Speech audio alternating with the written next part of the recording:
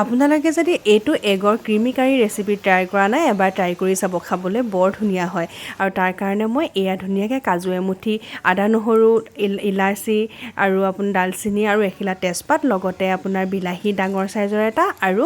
পিঁয়াজ দুটা কাটি ধুনীয়াকৈ লৈছোঁ আৰু ধুনীয়াকৈ যে লাহে লাহে কাটিব লাগিব মানে সৰু সৰুকৈ যে কাটিব লাগিব তেনেকুৱা কোনো কথা নাই এইটো ডাঙৰকৈ কাটিলেও হ'ব এইটো ৰেচিপিত আৰু মই কেৰাহী এখন পাতি আৰু আপোনালোকে দেখাৰ দৰে খালি মই ঘি ইউজ কৰিছোঁ দেই আপোনালোকে মন কৰিলে বাটাৰো ইউজ কৰিব পাৰে তাৰপাছত মই শুকান আপোনাৰ মছলাখিনি দি দিলোঁ তাৰপাছত দি দিলোঁ পিঁয়াজখিনি আৰু তাৰ অলপ পাছতে দি দিলোঁ আদা নহৰুখিনি আৰু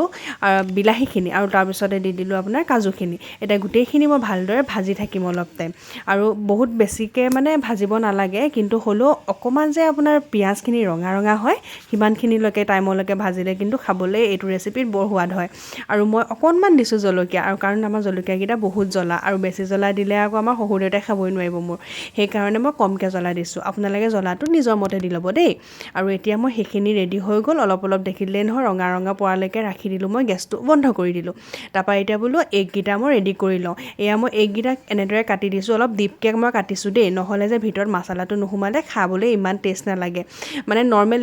এগ বইল খোৱা নিচিনাই হয় যদি আপুনি অলপ ডিপকৈ কাটি দিয়ে তেতিয়াহ'লে ভিতৰলৈকে মছলাটো সোমাই যায় খাবলৈও বৰ সোৱাদ হয় আৰু গোটেইকেইটা মই ধুনীয়াকৈ কাটি ল'লোঁ আৰু তাতে মই অলপ দি দিছোঁ গৰম মছলা দেই গৰম মছলা অকণমান আৰু অকণমান নিমখ আৰু এতিয়া ধুনীয়াকৈ মই মছলাখিনি লগাই লৈছোঁ এগকেইটাত আৰু এতিয়া মই এগকেইটা ফ্ৰাই কৰিম আৰু পিছে আপোনালোকে এনেদৰে ভালকৈ লগাই ল'লেহে কিন্তু সোৱাদটো ভালকৈ পাব সেইকাৰণে মই কিন্তু বাৰে বাৰে কৈ আছোঁ দেই ধুনীয়াকৈ আপোনাৰ টেষ্টিকৈ বিচাৰিলে গোটেইখিনি ষ্টেপ বাই ষ্টেপ ফ'ল' কৰিব ভাল হ'বই হ'ব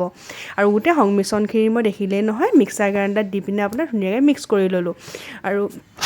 এতিয়া পুনৰ পেন এখনত আপোনাৰ এচামুচ ঘি দি দিছোঁ আৰু তাৰ পাছতে মই দি দিছোঁ এই এগকেইটা আৰু এগকেইটা অকণমান ৰঙচুৱা পৰালৈকে ৰাখিছোঁ দেই মই কিন্তু আপোনাৰ হালধি ইউজ কৰা নাই আপোনালোকে মন কৰিছেই চাগে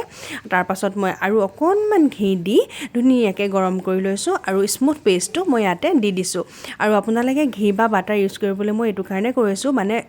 নৰ্মেল কুকিং অইলো ব্যৱহাৰ কৰিব পাৰে কিন্তু আপোনাৰ যিটো স্মুথ পেষ্ট ন সেইটো ঘিউ আৰু বাটাৰতহে বেছি ধুনীয়া হয় জানেনে সেইকাৰণে মই এনেদৰে বনাইছোঁ আৰু অকণমান দেৰি ভজাৰ পিছত মই অলপমান পানী দি দিছোঁ মানে যিটো বাতিত আছিলে সেই বাতিটোতে অকণমান লাগি আছিলেই নহয় সেইখিনি মই ধুনীয়াকৈ দি দিলোঁ আৰু তাৰপাছত প্ৰয়োজন মতে আপোনালোকে জোখমতে পানী দিব দেই আমি যিহেতুকে আজি ৰুটিৰ লগত খাম সেইকাৰণে মই বহুত বেছি পানী দিয়া নাই প্ৰয়োজন মতে পানী দিছোঁ আৰু এতিয়া দি দিছোঁ এগকেইটা আৰু এতিয়া দেখিছেনে বাৰু এইখিনি ধুনীয়াকৈ উতল অহালৈকে মই ৰাখি দিম আৰু এইফালে ঢাকন মাৰি দিলোঁ আৰু অলপ টাইমৰ পাছতে আৰু এয়া ধুনীয়াকৈ ডাঠ হ'বলৈ ধৰিছে আৰু এগকেইটাৰ ভিতৰতো ধুনীয়াকৈ সোমাই গৈছে মছলাখিনি